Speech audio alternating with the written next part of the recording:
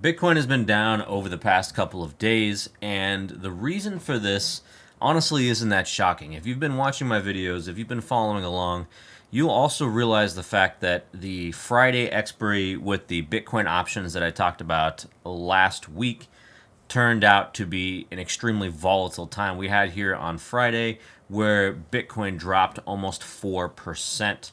And in addition to that, you had some significant long liquidations that also brought the Bitcoin price down much further. You can also see here that the Supertrend indicator, as I mentioned before, flipped to sell, and now the Bitcoin price is going back down again.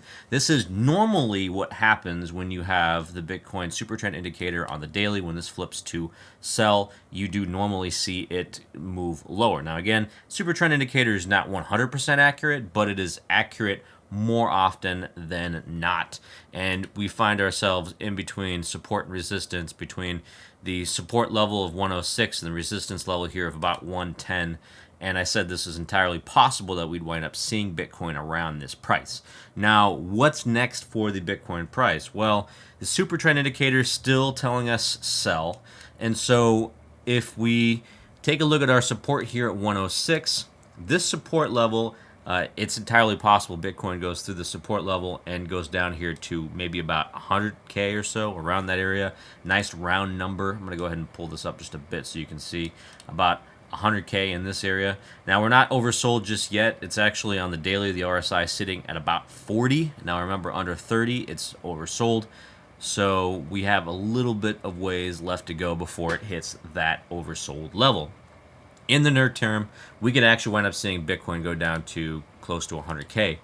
But there's a lot of interesting information out there, and potentially we could be gearing up for another explosive move. And the reason for that is because if you take a look at the Bitcoin Exchange liquidation map, it actually shows you the amount of cumulative short liquidation leverage in Bitcoin. You can see here that this takes all the exchanges into account: Binance, OK, X, and Bybit, and it gives us an idea of the short liquidation leverage at certain price levels here. And if you can see at about the 121 region, about above 121,000, you have $16 billion worth of shorts that would potentially be liquidated if the Bitcoin price goes above that level. So just note that this is huge. We're actually seeing much larger short liquidity right now, and compared to the long liquidity on the other side here, it goes down to 96K. There's only about 4 billion or so of long liquidation leverage, down to about 96K. So it is much higher skewed to the upside. In fact, it seems like short sellers right now are making some strong bets that Bitcoin will head much lower. So this is something to keep in mind. Now, if Bitcoin actually crosses those price points, in fact, if you take a look at one of the larger ones right here at about 114K, if Bitcoin can go above 114K, we could see a huge short squeeze happen, and that could potentially create a cascading effect to bring us probably back to a new all-time high. That is definitely a possibility, though until we see some explosive growth like that, much more likely we are probably going to wind up trading sideways to down in the near term.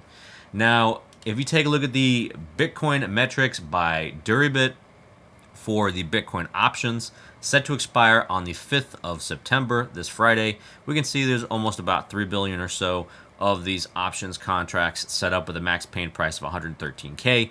Currently higher than we are right now at about 109, which is actually pretty interesting because you also see here a much higher than average put to call ratio of 1.5.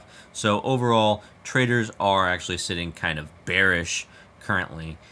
That being said, max paying price is 113. I would probably bet on the max paying price being closer to what we see by the end of the week, 113.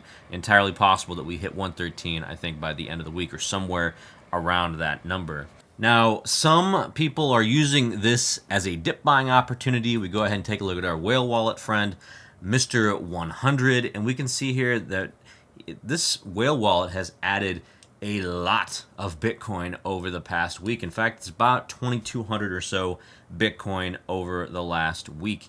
And this is really interesting because this whale wallet before then really hadn't done much. But they're taking advantage of this opportunity to kind of buy the dip right now and replenish their Bitcoin stocks. And I think this may be a sign of things to come. Normally, this whale isn't just an accumulator. They're pretty opportunistic. They spend a lot of time buying and selling Bitcoin in opportune moments and accumulating when possible. And now you're starting to see this whale accumulate at Bitcoin at a level that I haven't seen in like the past year or two in regards to the Bitcoin buys for this whale. But this whale is not the only one who's buying Bitcoin. You have Metaplanet, based out of Japan, buying $112 million worth of Bitcoin, and their total holdings currently reaching 20,000 Bitcoin. Now, Metaplanet is the leading Bitcoin treasury in Japan, kind of doing like a similar thing to MicroStrategy. And you can imagine that as more companies go towards this mindset and shift towards this mindset of going and buying Bitcoin and using it as like a treasury service, that we will see continued upward pressure in the Bitcoin price. And I will be looking out for some additional Metaplanet buys as well. And on top of that, we take a look at our Bitcoin spot ETF tracker on the weekly.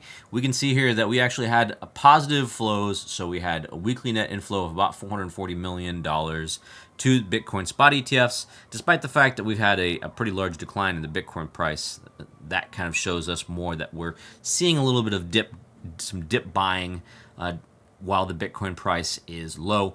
And I wouldn't be surprised if this speeds up as we potentially approach 100K. Now, taking this all together, looking at the Bitcoin exchange reserves, number of Bitcoin on exchanges, we can see this continues to plummet, and especially as Bitcoin has fallen over the past couple of days, we saw a large amount of Bitcoin leave exchanges. A lot of businesses are buying, a lot of individuals are buying, and a lot of these companies and spot ETFs are buying Bitcoin to secure their future. So in the long term, Bitcoin is still looking very, very secure, still looking very desirable. The demand has not gone away, even though we've seen a little bit of downward pressure applied to the prices. Now, where I'd be really interested in buying Bitcoin is close to this 100K region. Anywhere below 100K, like for instance, where we got back in June, that is where I'd be interested in adding to Bitcoin or potentially buying Bitcoin spot ETFs like IBIT, and then adding to my holdings over time. Let me know what you guys are doing. Leave a comment below, and I'll catch you guys in the next video.